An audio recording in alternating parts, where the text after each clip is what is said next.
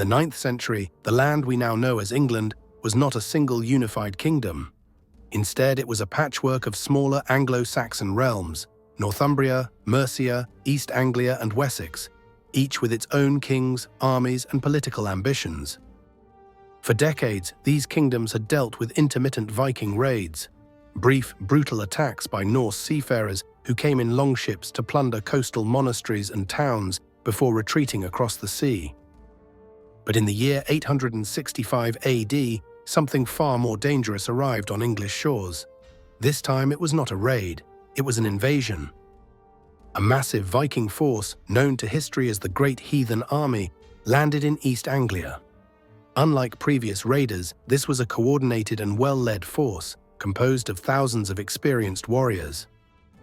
Many believe it was led by the sons of the legendary Ragnar Lothbrok, most notably Ivar the Boneless, Uber and Halfdan, men who came not just for silver and gold, but for land, power, and permanent settlement. The Great Heathen Army launched a relentless campaign of conquest.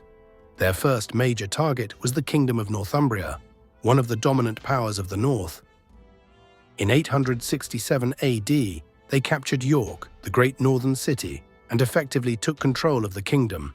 From there, they turned their attention southward. East Anglia, the very place where they had landed, was next.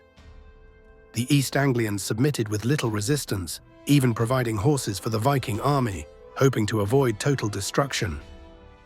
By 870, the army had marched into the heart of England, confronting the Kingdom of Mercia. Mercia, once the most powerful of the Anglo-Saxon kingdoms, was already weakened by internal strife and political instability. The Vikings struck, and Mercia fell into chaos.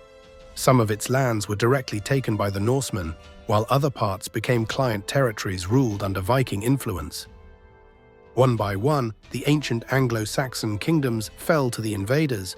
By the beginning of 878 AD, only one kingdom still resisted, the Kingdom of Wessex in the southwest. And it was here that the last line of resistance remained, under the leadership of a man who had once been the youngest son of a regional king, a man who would become one of England's most revered historical figures. His name was Alfred. Born in 849 AD, Alfred was the fifth son of King Ethelwulf of Wessex. He was never expected to become king, but through a series of deaths, his father, brothers, and eventually King Ethelred, his elder sibling Alfred inherited the crown. In 871, at the age of just 22, Alfred became King of Wessex. He inherited a kingdom that was not only under direct threat from the Vikings, but already suffering from constant attacks. Alfred's early reign was marked by a series of battles against the invaders, some successful, others less so. He negotiated temporary truces when he had to, but the Viking pressure remained unrelenting. It was not a lasting peace, but rather a temporary pause. Guthrum, the Danish warlord who now led the Viking forces in the east, had not given up on his ambition to conquer all of England. Then came the winter of 878 AD. The Viking leader Guthrum launched a surprise attack during the Christmas season, catching Alfred completely off guard. The Viking army overran much of Wessex. Many local nobles submitted to Guthrum. The king himself was forced to flee for his life. Alfred disappeared into the wilderness. For several months, he lived in the marshlands of Somerset, hiding with a small band of loyal followers at a place called Athelney. Isolated and outnumbered, this was the lowest point in Alfred's life. Legend says he once took refuge in a peasant's hut and was scolded by a woman for letting cakes burn on the fire, too distracted by the kingdom's affairs to watch the food. But even in hiding, Alfred did not give up. From the swamps, he sent messengers across Wessex, rallying support and organizing resistance.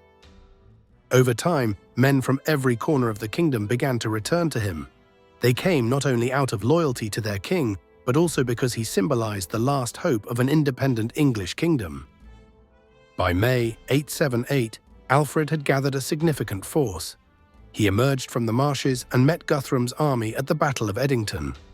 This battle was one of the most decisive moments in English history. The two forces clashed in a hard-fought engagement, but Alfred's army emerged victorious. The Vikings were driven back and eventually besieged in their camp. Realizing they could not win, Guthrum agreed to terms. As part of the treaty, he converted to Christianity, with Alfred himself acting as his godfather during the baptism. The Treaty of Wedmore was established, which partitioned England into a Viking-controlled north and east, known as the Danelaw, and an Anglo-Saxon south and west, under Alfred's rule. This victory at Edington was not just a military success, it was a cultural and political turning point. It preserved the independence of Wessex and laid the foundation for the eventual unification of England. In the years that followed, Alfred reorganized the military system, built a network of fortified towns called burhs, and reformed the legal code.